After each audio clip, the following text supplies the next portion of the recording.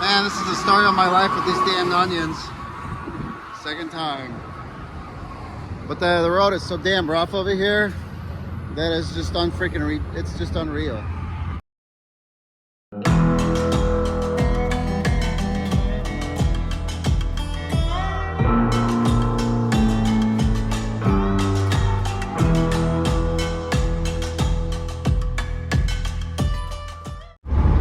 Well, morning, guys. Another day here, Illinois.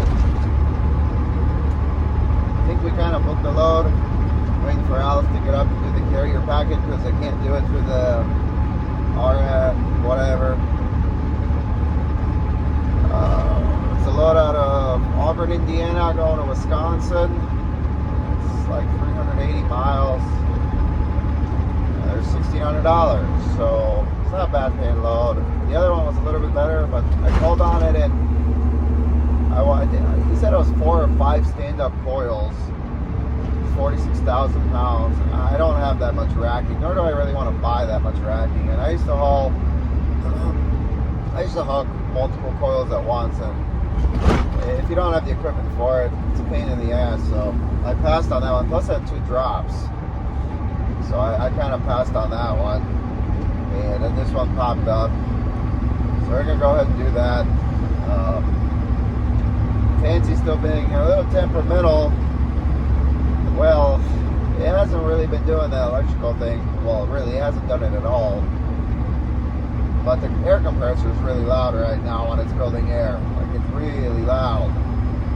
And I have a feeling I might have to swap that out here on the road somewhere. So, yeah.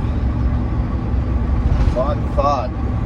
Oh, and that hood latch support thing, it was under my tire today. It broke off. So that's awesome. Trucks, man, gotta love them. What are you gonna do? But hey, we're still going down the road. I have to buy one of those too. But, yep.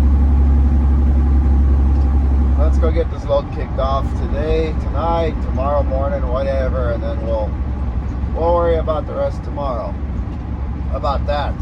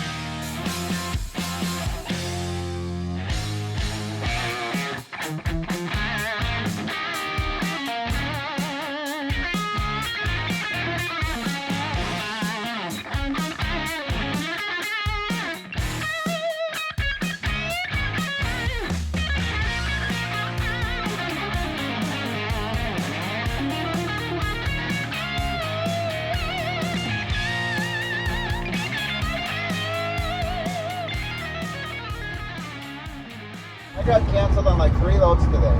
3 loads. It's ridiculous. I don't know what's going on. I don't know. It's like you want to work and there's loads, but it's like these loads are fake or what? They don't exist. I tell you guys, I'm about tired of these damn onions too. I want them off my trailer. I'm tired of babysitting them. I know. I sound like a whiner and complainer, but man, I feel defeated today. Non-stop, something's been going wrong. Nothing has gone right since I left this trip. Left the house, and I don't know. Are these onions just cursing me or what? Because they might be, man. Like I said, nothing is literally every single day since I've left. Something has gone wrong. I think that's enough of bad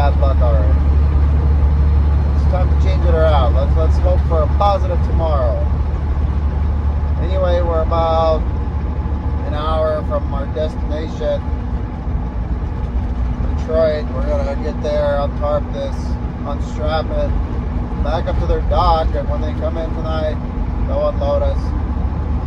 And then we'll get the hell out of there, probably hit the first rest area. Another news, Alice, she's been on a battlefront there, trying to book these loads at home and do these carrier packets, but it's kind of like, it's like all for nothing, all work for nothing. So Martin went through, I want to say 4 or 5 loads today, like booking the loads. And they all fell through for various reasons.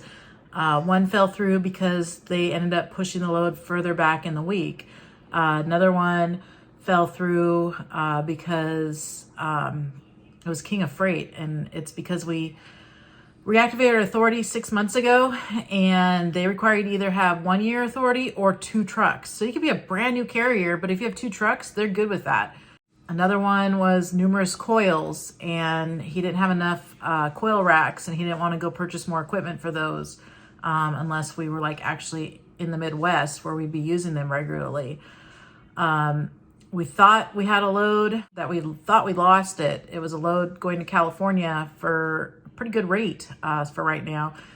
They said they wouldn't do business with us because our insurance, it was that darn insurance thing again, because of the insurance rating, because we're not an A+ or A- or some A something rated carrier that we're insured through, which when I originally set this insurance up, I've explained this in other videos. Basically, they have a letter of guarantee. So I called the broker back after Martin talked to her. I said, we have a letter of guarantee for our insurance company. Would you work with that? She says, yeah, if you have that, I would work with that. So I sent that over to her. She overrode the system, which is really good because this is a good load.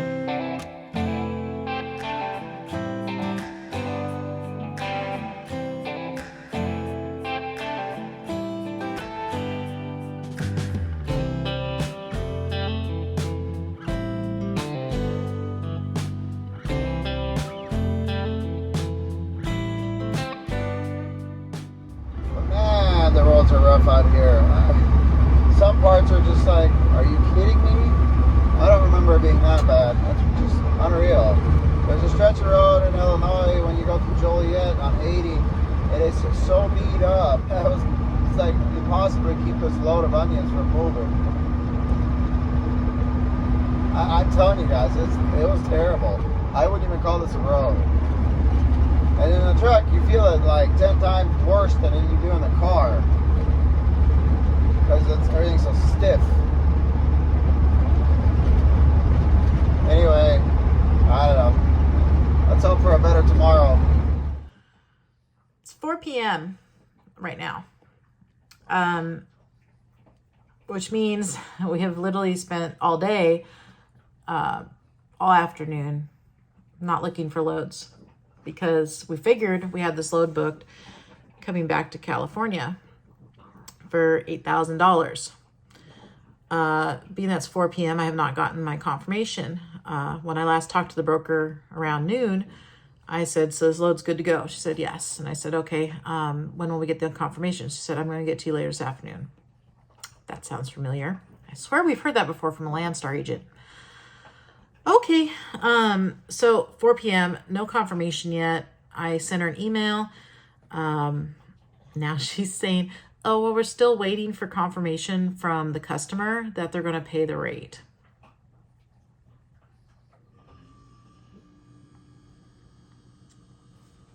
Yep.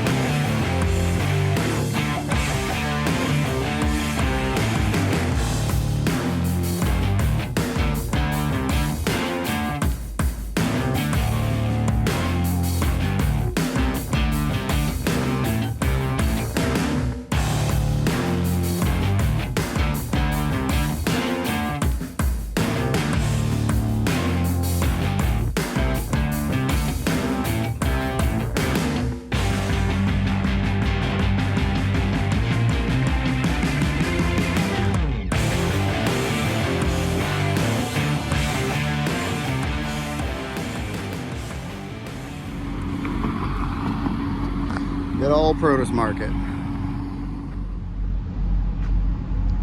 So yeah, this is the produce market.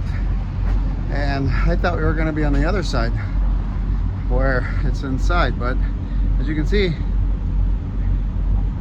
somewhere over there, cars going by. We're out in the front on the street because I guess this is where they're going to unload this. I will say, I was worried that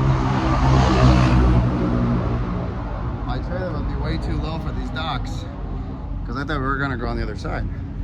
But these docks are ramps. So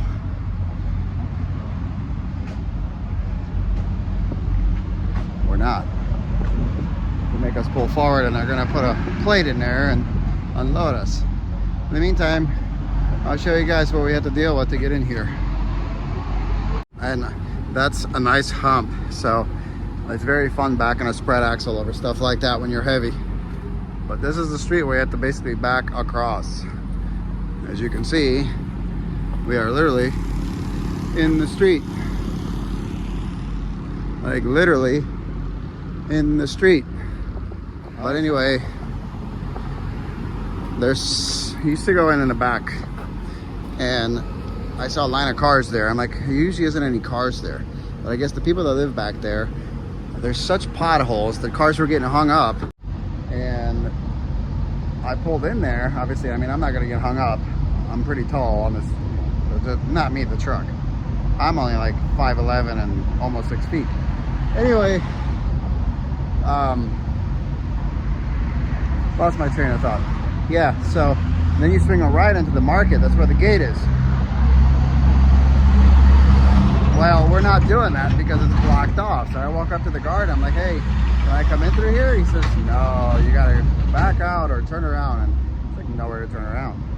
I wish I was in the mood to set up cameras, but I was blocking traffic and I had to like literally blindside into this alley, and it was a mess. Blindside into this alley and then pull out and go back out to the front. And I'm like, well, I wish they would have told me that before I came here. That would have been nice.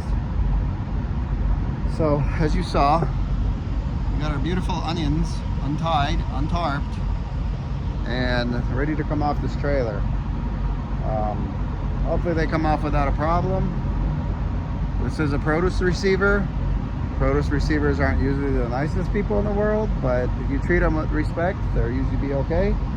I'm hoping that they'll get us out of here because we're on a flatbed, so they don't want the stuff out in the elements.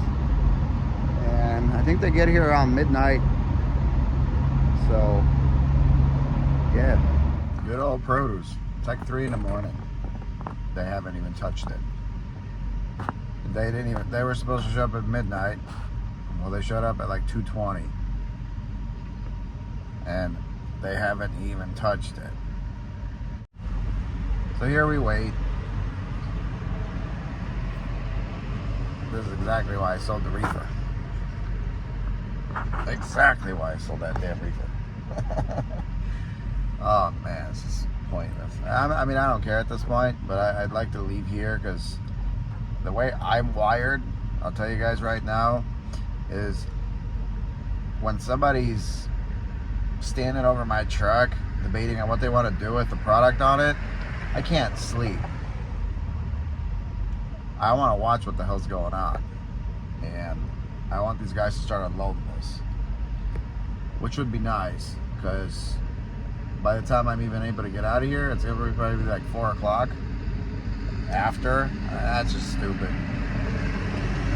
It shouldn't take that long to unload trucks, and it's this customer. Sometimes they're good, sometimes they're bad. From what I remember, years and years and years ago when I used to come here, other trucks have came after us and they've already left to different customers on this market. And here we are. We still sit. Well, we as in me and this guy next to me that also has a load of onions and a reefer that went from California to North Carolina. From North Carolina, they went to Chicago. From Chicago, he brought them here. No, he only brought them from Chicago, so they shipped these onions all over the country before they ended up in Detroit. So, yeah. This load ended up paying all right. I mean, for what it was, and no, it didn't pay nearly enough for what I had to put up with, but it paid more than anything else coming out of the house. I think I told you guys $61.75. I'm sorry, it was a mistake. $61.20 was what it ended up paying. I have $22 in the fuel on it, and that the only reason why I have that much in fuel is because I put more fuel than I needed. But whatever, that'll just roll over to the next load. So it made an okay profit of almost like $4 grand net for the 4 days involved in it. So considering that everything else sucks right now, that's okay. And before anybody says, oh, you should get detention, guess what? Nobody pays attention in produce. Unless you get lucky. But at these markets, nobody will pay attention. Unless you hark at the broker enough, he'll throw you $50. But if you're sometimes here all damn day, yeah. It's supposed to start raining here at like 8 in the morning. So they have like 5 more hours to get this off my trailer. Because I'm not putting tarps on it. I don't care. At this point, it is not my responsibility. You guys are supposed to receive your product. And if it goes bad on my trailer and you guys don't want to unload it, well, guess what? I don't care. I'll film this and have proof that you guys received your product and you refuse to unload it. But I don't think it's gonna come to that. Let's hope that's not gonna come to that. Because I am not throwing tarps on that again. No way. But anyway, we'll end this video here. We'll pick it back up. Well, no, you know what? No, I'm sorry. We're not ending this video here. We're gonna end this video after we get unloaded. I'm not gonna leave you guys hanging like that. That's when we're gonna end it. We're gonna leave it when we're unloaded. I'll catch you guys again when they start unloading us. How about that? So about 20 minutes ago, they put the dock plate on the back of my trailer so they could drive on it and unload. They haven't started. Oh my God, these people suck.